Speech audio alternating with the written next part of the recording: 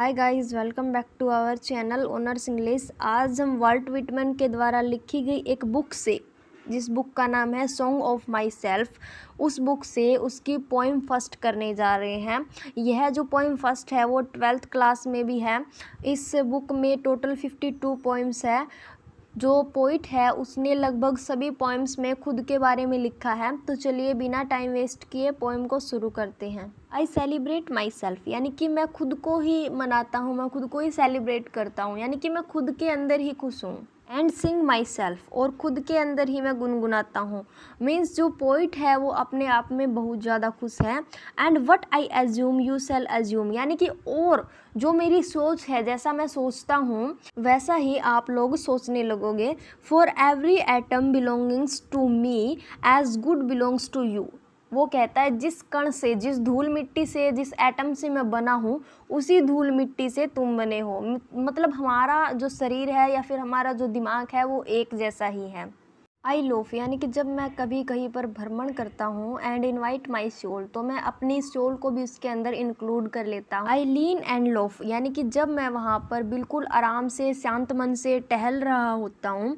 Eight my ease observing a spear of summer grass, यानी कि जो वो गार्डन होता है या फिर जो ग्राउंड होता है उसके अंदर जो समर ग्रास होती है, मीन्स गर्मियों में जो घास सूख जाती है उसकी जो चुभन होती है, चलने पर हमें जो चुभन महसूस होती है, तो मैं उस घास की चुभन को भी इतने शांत तरीके से महसूस करता हूँ। माई टंग, मेरी जीभ। Every atom of my blood, मेरे खून का एक एक कतरा।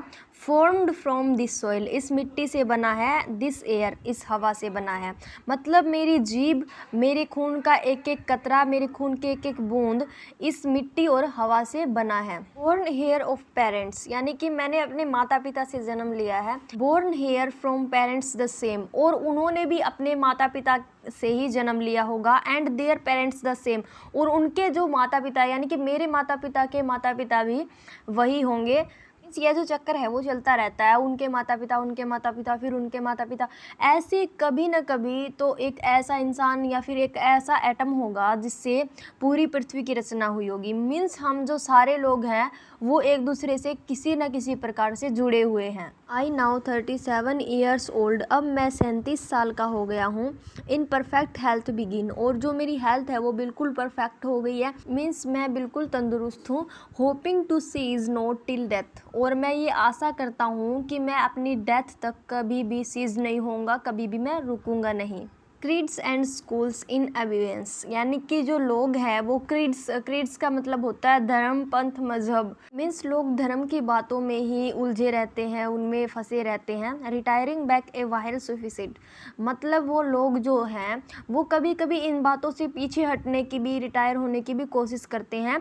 एट वट दे आर, जिन बातों पर वे अड़े हुए हैं। बट नेवर फॉरगॉटन, लेकिन वो उन बातों को कभी भूलते नहीं हैं, मतलब अपने धर्म को कभी वे भूलते नहीं हैं। I harbour for good and bad, यानी कि मैं अच्छी और बुरी दोनों चीज़ों के बारे में विचार करता हूँ, दोनों चीज़ों के बारे में सोचता हूँ। I permit to speak at every hazard, और मैं सभी को ये परमिशन देता हूँ या फिर खुद को ये परमिशन देता हूँ कि मैं अपने हर एक दुख को, हर एक अपनी परेशानी को लोगों के सामने बता सकूँ। Nature without check with original energy, nature ने मुझे एनर्जी दी है अपनी हर एक बात को, अपनी हर एक मुसीबत को तुम्हारे आगे कहने की। सो फ्रेंड्स, आई होप कि आपको समझ में आ गया होगा कि पोइट इस पोइम के अंदर क्या कहना चाहता है। सो फ्रेंड्स, आज की वीडियो में बस इतना ही करेंगे। बहुत जल्द मिलेंगे एक नए टॉपिक के साथ।